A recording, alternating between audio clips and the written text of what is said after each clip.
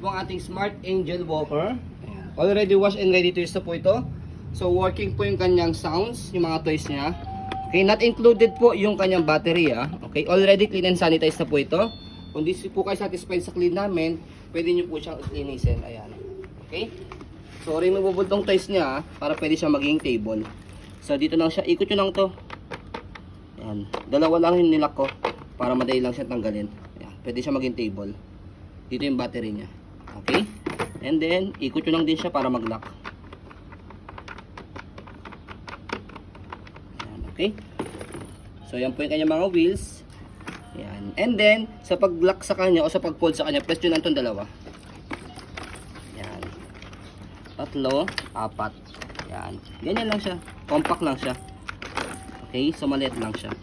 So, sa pag-open, gano'n lang din. Ayan. Diba? Napakadali niya lang i-operate. Ito may stopper to.